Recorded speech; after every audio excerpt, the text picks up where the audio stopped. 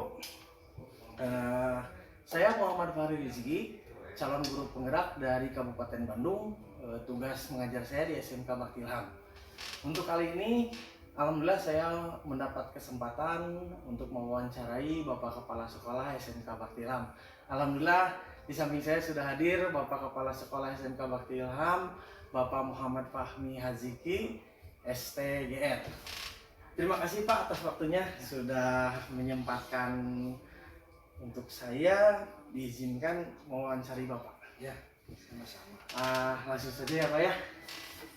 Ini ada beberapa pertanyaan Pak yang harus saya tanyakan ke Bapak berkaitan dengan pengambilan kebijakan atau pengambilan keputusan.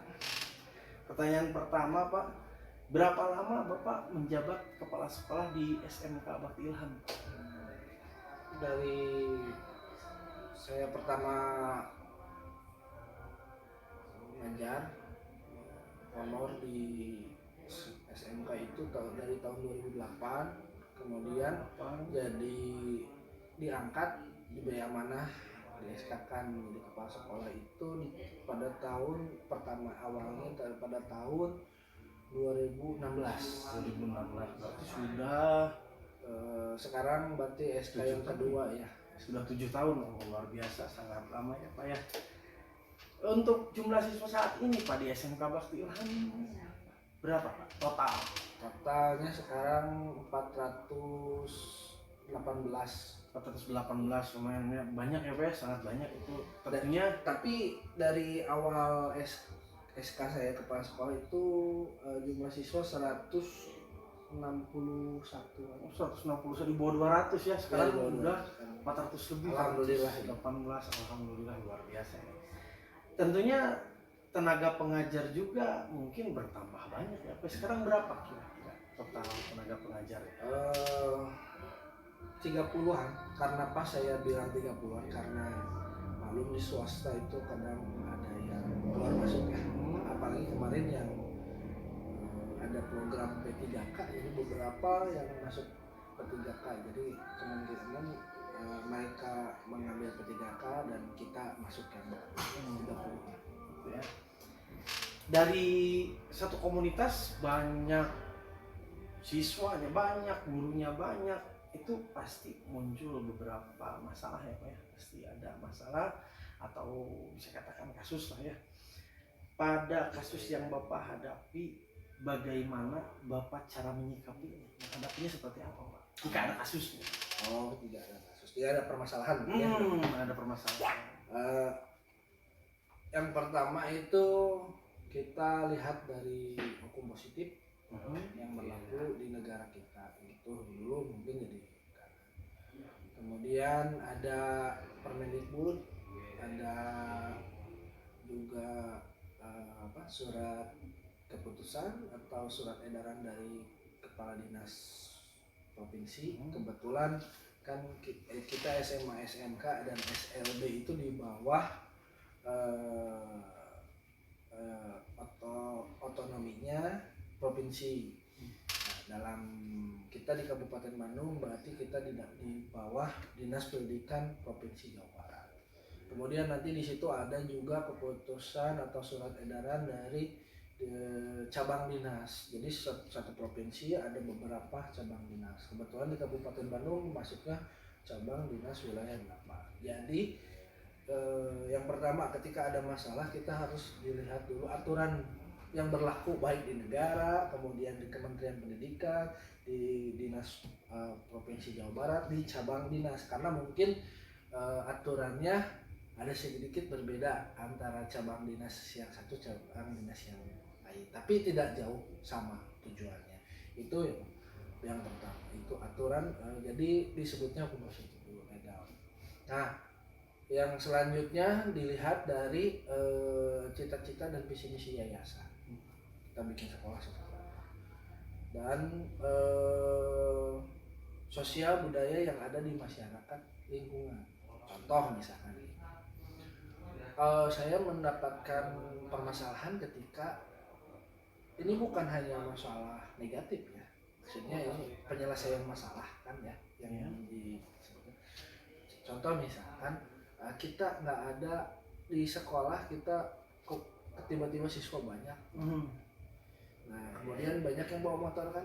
Nah sedangkan di tempat di sekolah kita itu tidak mungkin bisa menampung seluruh kendaraan yang parkir. Nah kita lihat boleh nggak siswa bawa kendaraan, sedangkan usia kan di bawah 17 tahun belum bisa bikin SIM. Nah berarti kan tidak boleh ya. Kita mencegah itu dengan aturan yang berlaku. Menyelesaikan masalah itu juga dengan aturan yang berlaku. Oh berarti nggak boleh. Oh silahkan kalau mau yang bawa motor sekolah itu tidak boleh, karena tadi dengan hukum positif yang ada di Indonesia itu belum boleh seorang siswa yang seseorang yang berumur 17 tahun yang belum memiliki SIM itu tidak boleh. Nah, kemudian gimana solusinya, kan mencari solusinya. Tidak boleh dibawa ke sekolah karena aturannya seperti itu. Kemudian mangga kita kerjasama dengan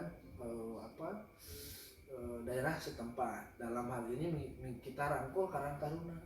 Ada nggak lahan parkir warga? Ada ternyata. Sok mangga difasilitasi, nanti diarahin sama sekolah, silahkan mau parkir di sana. Itu mungkin. Tetapi yang menjadi itu pun disosialisasikan kepada orang tua, bapak ibu, karena kalau ini kan tidak boleh membawa motor anak sekolah, itu belum saatnya dalam aturan di negara kita ya. Seperti itu. Contoh lagi lain misalkan tadi yang sedang berjalan, kita harapkan kan pada Ramadan ini kita harapkan kita fokus untuk program di sekolah itu ada sanlat ya, betul, pesantren kilat. Jadi kita itu pengennya itu fokus di sana, tetapi tidak bisa. Kenapa? Karena ini juga program sekolah yang lain harus berjalan. Contoh US itu harus dilaksanakan dengan tenggang waktu sekian. Kan itu kita merujuk berarti ke mana kalender akademik yang dikeluarkan oleh dinas provinsi yang sumbernya dari Kementerian Pendidikan. Nah maksud saya itu ketika kita ngambil keputusan itu tetap kita harus melihat aturan yang berlaku, pertimbangan ke aturan. Iya betul.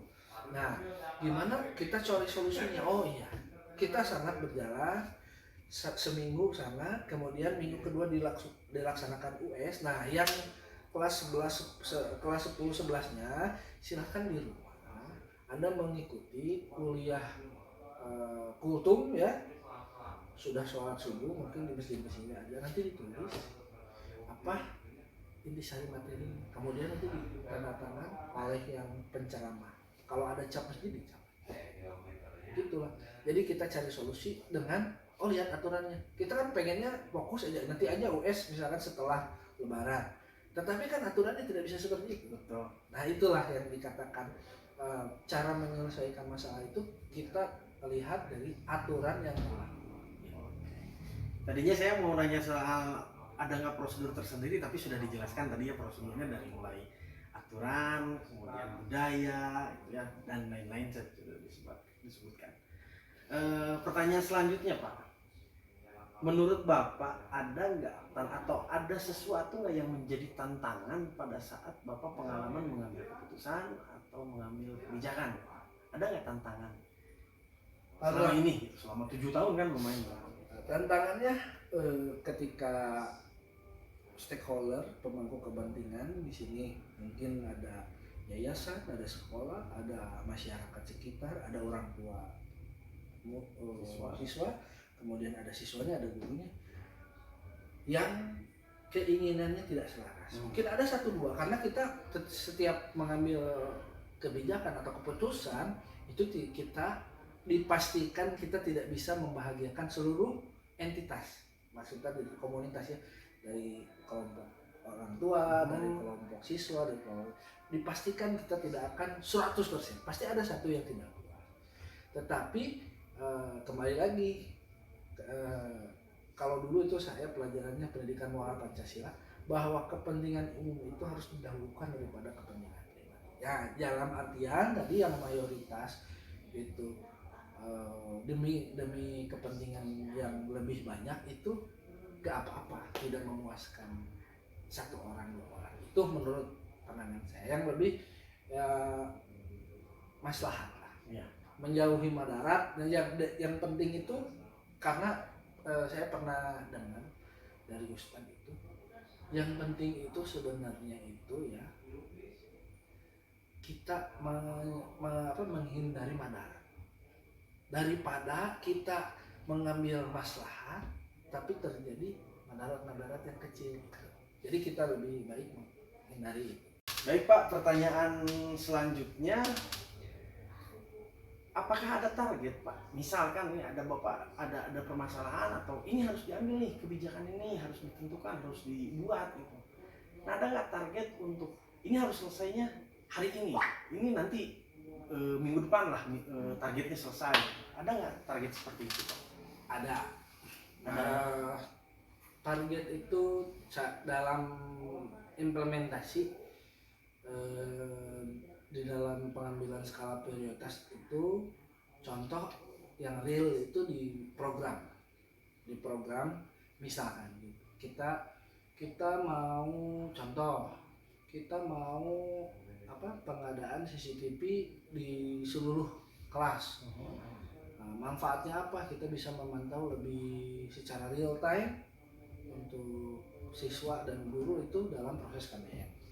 Tetapi kita juga harus dilihat variabel yang lain. Contoh misalkan keuangan, variabel keuangan. Contoh lagi variabel apa? Urgensi. Apakah ini urgent tidak? Nah, itu nanti diprioritaskan. Contoh misalkan, iya CCTV sama gerbang urgent mana ya? Gerbang. Itulah urgensi ya. Jadi prioritas itu, jadi ada skala prioritas itu dibentuk dari tadi itu variabel-variabel yang lain, bisa keuangan, bisa urgensi, bisa memang sudah diprogramkan lama, bisa keputusan yayasan karena mungkin di situ ada visi misi dan cita-cita yayasan harus dipenuhi. Nah itu kita memegang amanah itu kan, saya diajarkan sama yayasan. Jadi saya punya atasan yayasan. Selain atasan saya itu kepala dinas ya di dinas provinsi, ada juga atasan yayasan. Pengen ini, siswa pengen ini, jangan kayak gini, harus kayak gini. Nah, itu kan menjadi tugas bagi saya. Bagaimana cara mewujudkan itu, nanti di situ ada skala prioritas. Dari program-program tersebut nanti kita jalankan bisa kita breakdown dari 4 tahun, jalankan per tahun. Mana dulu ini program ini. Itulah yang menjadi prioritas. Ada variabel-variabel lain yang harus diperhitungkan dalam menentukan prioritas. Contoh dari keuangan, kemudian urgensi, atau tujuan target daripada yayasan yang harus dicapai, atau tujuan daripada dinas pendidikan. Nah, berkaitan dengan target seperti itu, dengan pengambilan keputusan, ada nggak Pak seseorang atau faktor-faktor yang membuat Bapak tuh merasa dipermudah? Iya, ada. Karena kita tinggal menurut saya di breakdown aja, kita tinggal breakdown. Oh mana nih, kan tadi ya yang dibutuhkan, caranya seperti apa, kita undang. Yuk, saya biasanya PKS butuh apa. Oh Pak ini. Iya, kita jalankan. Baru saya lihat dinas pendidikan apa, ada program ini oh ya, kita misalkan program dinas pendidikan yang jelas tahunannya, misalkan PPDB ya, kemudian masa orientasi, kemudian PAS ya, kemudian kenaikan akhir tahun, ada juga uji kom dan lain-lain. Itu kan sudah ada ya, sudah ada. Kita tinggal dituliskan dalam program kerja. Kemudian ada juga, Pak ini sebaiknya seperti ini dari kesiswaan, Pak ini sebaiknya dari ini, dari sarana prasarana, dari bendahara seperti ini, misalkan dari kurikulum seperti ini, misalkan dari kurikulum Pak ini P5 seperti ini. Nah, kita ajak juga yang lain, dari elemen guru Ya. seperti apa. Makanya kemarin muncullah program P5 itu pentas seni Betul. dan bazar. Jadi kita meriah. Alhamdulillah P5-nya tercapai, kemudian siswanya lebih kreatif, lebih inovatif, dan lebih jiwa seninya lebih muncul. Jadi enak kalau kita istilahnya kolaborasi dengan berbagai elemen. Jadi jangan kepala sekolah single fighter. Iya, Bisa betul. kita teamwork. Saya tidak bisa bekerja kesiswaan, ada kurikulum, ada bendahara, ada sarana prasarana, ada elemen guru, ada yayasan juga. Nah, yayasan maunya seperti apa? Harus ada Isra Mi'raj, harus ada Maulid Nabi, harus ada kan. Mohon maaf, ada juga yayasan yang saya tidak suka Maulid Nabi, tapi kan beda. Saya ada tugas. Cita-cita yayasan ini Maulid Nabi harus dilestarikan. Itu. Jadi kurang lebih seperti itu. Baik, siap. Bagus. Mantap Pak. Terakhir Pak, pertanyaan terakhir dari saya. Jadi dari semua pengalaman Bapak selama 7 tahun tentang pengambilan keputusan, membuat kebijakan, ada nggak pelajaran yang paling penting yang bisa Bapak petik untuk pesan-pesan juga? Gitu. Yang pertama mungkin komunikasi terhadap berbagai elemen atau entitas. Misalkan kita bisa klasifikasikan yayasan, dinas pendidikan, kemudian staf PKS ya, dari mulai kesiswaan, kurikulum, sapras, bendahara, TU, guru, siswa, orang tua murid. Nah, kita komunikasinya harus dijalan. Makanya saya dalam rapat orang tua, terutama dalam rapat orang tua suka disampaikan, Bapak Ibu, kita di sekolah tidak bisa mendidik siswa atau anak Bapak Ibu yang dititipkan ke kami tanpa ada kerjasama. Tidak bisa kita single fighter sekolah itu. Harus ada peranan orang tua, peran aktifnya. Contoh, ketika misalkan ada bermasalah, ada surat undangan ke sekolah, minimal itu menghadiri. Ya. Jadi kita bisa komunikasi ini anak Bapak Ibu seperti apa, ini ada masalah seperti ini. Yuk kita selesaikan bareng-bareng. Kita di sekolah dibina, di rumah juga dibina. Jadi jangan di sekolah dibina, di rumah diculkan. Nah itu yang yang susah gitu ya. Jadi dua-duanya saling bekerja sama itu lebih. Makanya jadi intinya apa tadi, komunikasi kolaboratif dengan semua elemen. Kemudian tadi membuat skala prioritas dengan beberapa variabel yang kita bisa tentukan sendiri. Itu mungkin berlaku di variabel di penentuan saya prioritas. Tidak berlaku untuk yang lain, tetapi mekanismenya sama gitu, seperti itu. Itulah mungkin yang bisa Jadi saya sampaikan. komunikasi dan kolaborasi ya. Ya, Luar biasa. Itu saja mungkin Pak untuk pertanyaan-pertanyaan dari saya. Sekali lagi saya ucapkan terima kasih banyak sudah menyempatkan waktunya. Mudah-mudahan ini menjadikan ilmu bagi saya Pak. Khususnya kalau untuk Bapak mungkin mudah-mudahan segala urusan Bapak, mau itu penyelesaian masalah, penentuan kebijakan, mudah-mudahan diberikan kelancaran Pak ke depannya. Amin. Itu saja mungkin. Baik, untuk teman-teman mudah-mudahan ini menjadi inspirasi. Kelak nanti kita semua menjadi seorang pemimpin, mudah-mudahan menginspirasi. Akhir kalam, assalamualaikum warahmatullahi wabarakatuh. Salam guru hebat.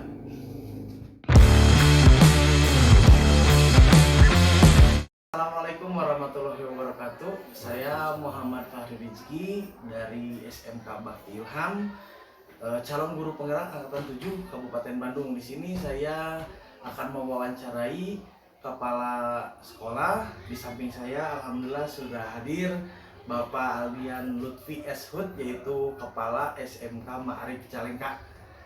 Apa kabar Pak? Alhamdulillah sehat. Alhamdulillah baik ya. Mohon maaf Pak, saya mengganggu waktunya. Ada beberapa yang ingin saya tanyakan terkait tugas dari guru penggerak Pak. Langsung saja ya Pak ya. Kita santai-santai aja kita ngobrol. Yang pertanyaan pertama Pak, untuk Bapak itu menjabat sebagai kepala sekolah sudah berapa lama Pak? Alhamdulillah saya menjabat sebagai kepala sekolah SMK Ma'arif itu diangkat sesuai dengan SK Yayasan per bulan September 2021. Jadi alhamdulillah ya. dua tahun sekitar. 2 tahun ya. Betul, Pak. Kalau untuk boleh tahu Pak, untuk saat ini jumlah siswa untuk SMK Maarif ini berapa Pak? Jumlah siswa itu total 3 angkatan 10, 11, 12 ada 378 siswa Pak. 378 ya. Betul, lumayan siswa. sangat luar biasa banyak ya. Satu jurusan ya? Satu jurusan. Satu jurusan. bisnis. Jurusannya Bisnis digital. bisnis digital. Luar biasa, satu jurusan ada 300 lebih ya. Iya. Luar biasa Pak. Alhamdulillah Pak. Berkaitan dengan itu Pak, kan yang namanya seorang pemimpin, apalagi memimpin banyak orang siswa seperti itu, kemudian guru juga pasti otomatis banyak kan. Betul. Pasti terjadi beberapa kasus, pasti akan terjadi lah ya, ada Betul. permasalahan.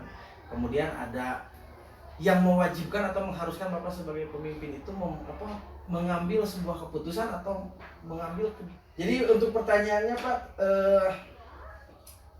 bagaimana Bapak caranya menghadapi kasus tersebut Pak? Mungkin sepertinya karena memang banyaknya siswa, biarpun cuma satu jurusan dan banyaknya guru, otomatis pasti banyak mungkin bukan kasus ya, saya sebut kendala dan masalah. Kendala masalah. Betul. Dan saya biasanya bagi Pak Fahri untuk masalah itu saya bagi masalah-masalah sedang, ringan dan berat. Dibagi dulu ya. Betul. Dan mungkin sesuai dengan skala prioritas itu otomatis action atau tindakan yang saya lakukan justru juga berbeda.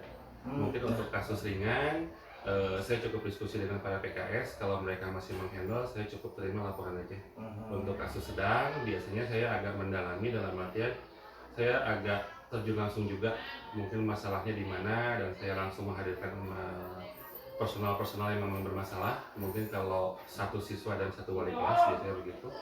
Dan kalau kasus berat biasanya saya agak melibatkan dengan pihak yayasan juga untuk mengambil keputusan yang memang bakal mempengaruhi anaknya sekolah mungkin begitu Pak. Betul ya.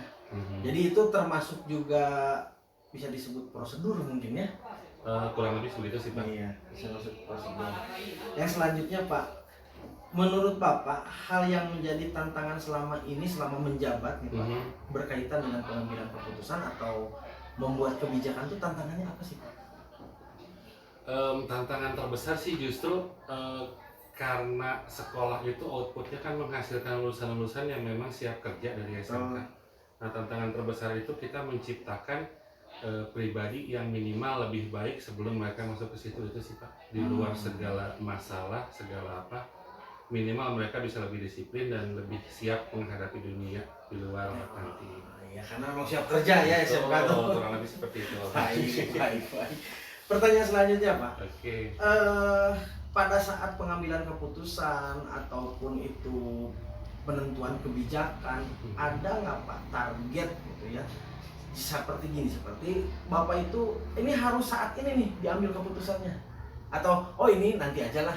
Ada nggak target kayak gitu Pak?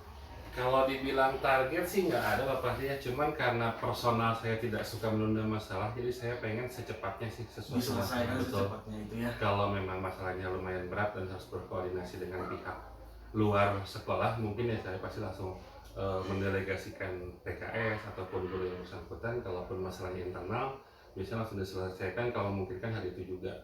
Seperti itu.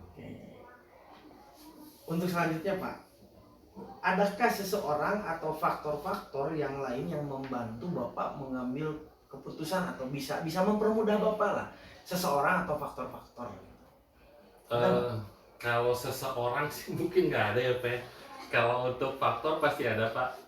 Mungkin dari pengalaman kerja saya terdahulu, lalu dari saya melihat pribadi-pribadi PKS yang biasanya langsung bersinggungan dengan wali kelas ataupun guru-guru dengan siswa, itu biasanya menjadi faktor penentu. Contoh, seorang wali kelas misalnya dengan karakter yang penyampaiannya lemah lembut, pelan-pelan, tiba-tiba ada siswa yang bermasalah, itu kan jadi pertanyaan, kok masih bisa, kecuali memang gurunya meledak-ledak atau gurunya juga kurang lembut lah, kurang keibuan. Nah, mungkin berbeda cara menghandlingnya begitu Pak Hari. Itu ya. Ini satu pertanyaan terakhir Pak.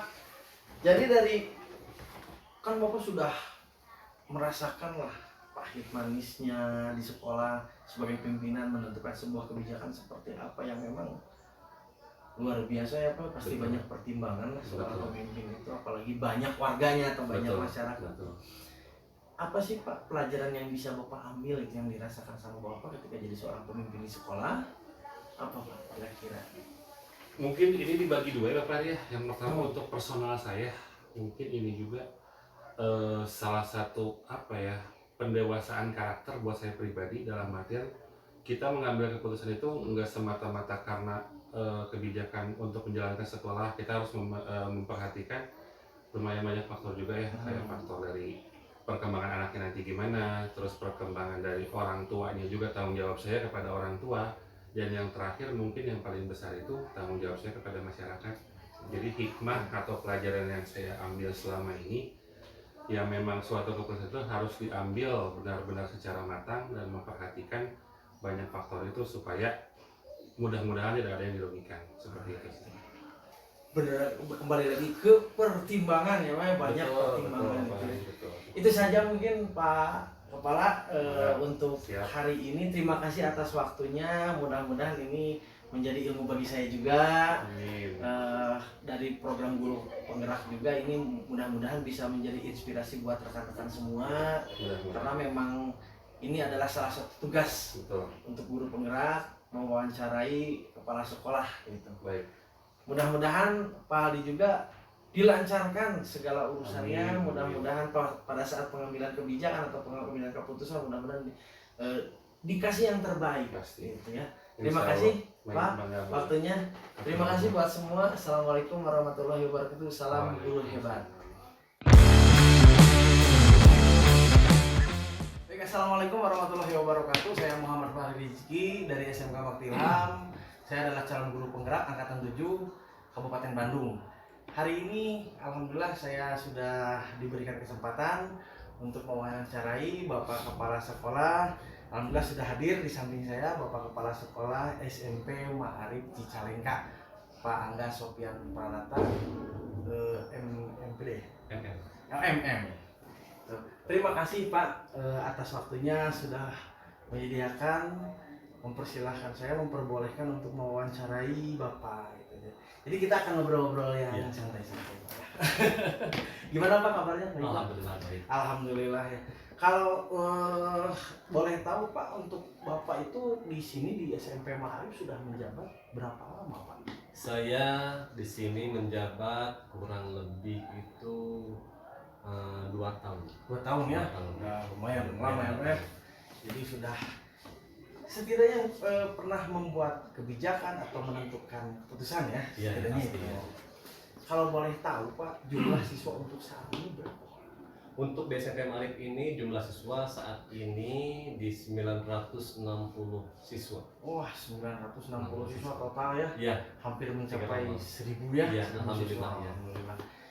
Berkaitan dengan itu Pak, kan itu sangat banyak ya siswanya, kemudian Iya. gurunya pun pasti banyak ya Pak ya? ya, Pasti di dalam satu komunitas atau tempat yang memang Bapak itu sebagai pucuk pimpinan, di situ pasti terjadi ada masalah atau Iya. kasus ya pasti terjadi ya, pasti Pak ya? ada selalu. Apalagi banyak seperti itu jumlahnya.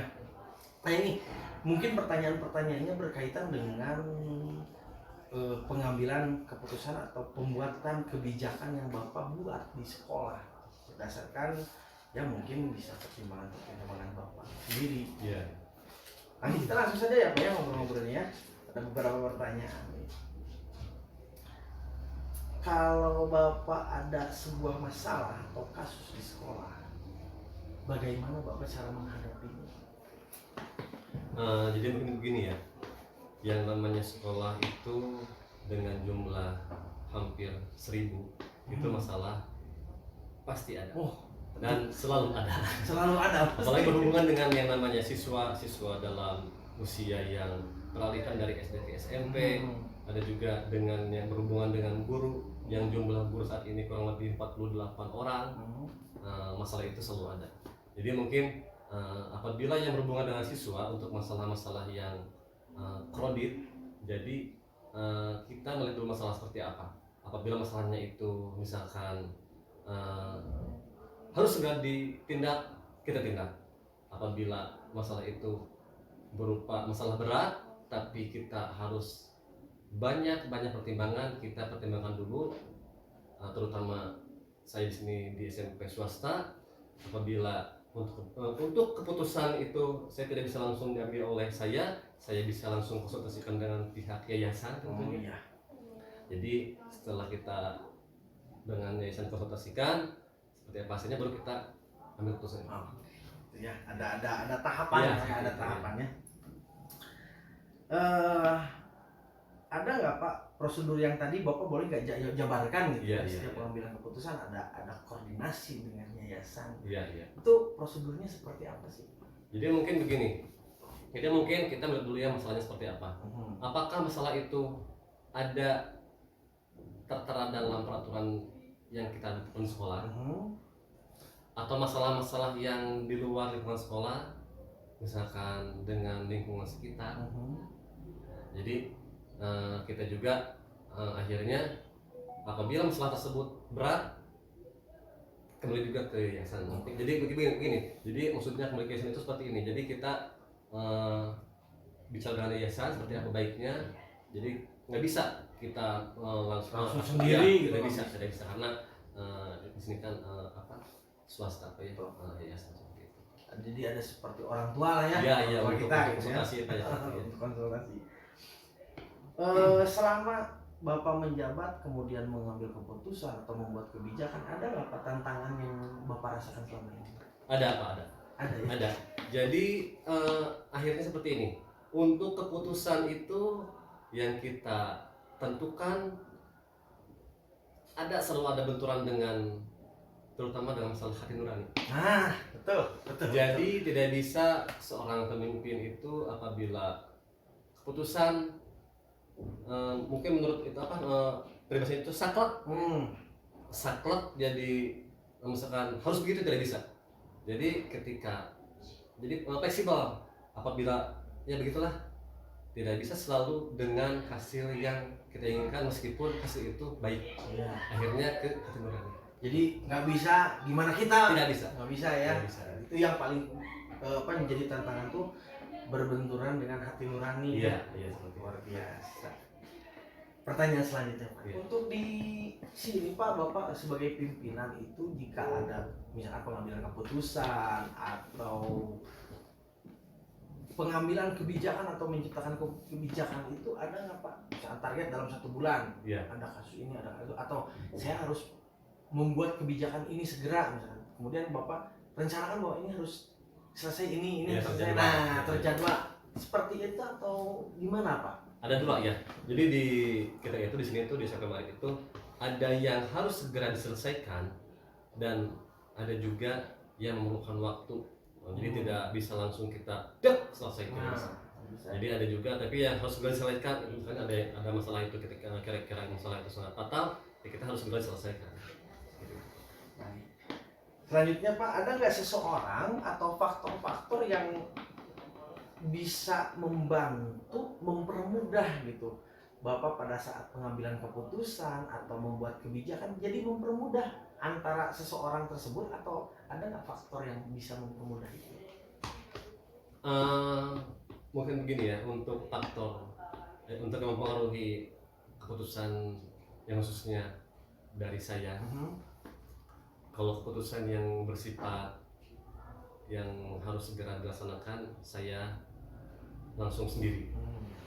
Cuman kembali lagi, apabila keputusan tersebut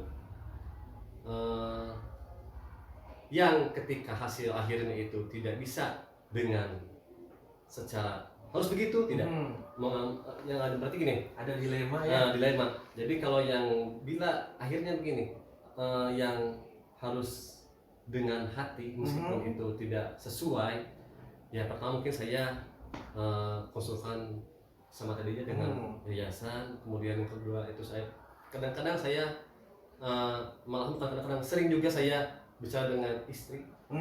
Karena kenapa dengan istri? Karena mungkin perempuan itu lebih beda. Ya, Laki-laki mungkin kebanyakan memakai logika, perempuan dengan perasaan. Jadi tetap juga Pak, kita di sini itu di lembaga pendidikan itu dititipkan oleh orang tua sejumlah siswa. Kita ada aturan mainnya, tetapi kita juga tidak bisa secara harus begini, kita tidak bisa. akhirnya kembali ke Otoriter ya? ya, seperti itu. Jadi untuk faktor apa untuk seseorang ada istri ya. Iya, seperti itu. Baik Pak, pertanyaan terakhir Pak dari Iya. saya ini, selama Bapak menjabat, selama Bapak mengambil keputusan atau membuat kebijakan, ada nggak pelajaran yang bisa Bapak ambil pada selama Bapak menjabat? Jadi selama saya menjabat, setiap ini hikmah dari semua permasalahan yang saya alami kurang lebih 2 tahun belakang ini. Jadi setiap permasalahan itu yang ternyata di kabupaten itu yang puncak, yang paling puncak itu yaitu yang pertama win-win solution, yang kedua kebijakan yang menggunakan hati. Tetapi karena kita berhubungan dengan ya anak-anak yang perlu kita bina, perlu kita didik, bukan berarti perlu kita begini, karena anak itu tidak bisa kita paksakan kemana dia harus melakukan itu, cuma kita hanya bisa mengarahkan, hanya bisa mengarahkan. Kalau mau dipaksakan mungkin akan dia membalik arah, cuma kita hanya bisa mengarahkan. Jadi ya akhirnya itu kita apapun juga dalam solusi yang harus saya segerakan itu yaitu dengan menggunakan hati. Itu saja mungkin Pak pertanyaan-pertanyaan dari saya. Terima kasih atas waktunya. Oh iya, sama-sama. Mudah-mudahan apa yang sudah kita bicarakan hari ini untuk khususnya bagi saya menjadi ilmu yang sangat luar biasa. Dan saya juga nanti mudah-mudahan ketika menjabat seperti Bapak, mudah-mudahan bisa menjalaninya seperti Bapak juga yang luar biasa. Amin. Bisa membawa perubahan, bisa mengerti kepada siswa gitu. Mudah-mudahan itu. Sekali lagi terima kasih atas waktunya. Mudah-mudahan jadi kebaikan juga buat Bapak. Amin. Itu saja mungkin yang bisa saya sampaikan di wawancara ini. Mudah-mudahan bisa menginspirasi teman-teman semua. Akhir kata, assalamualaikum warahmatullahi wabarakatuh. Salam guru hebat.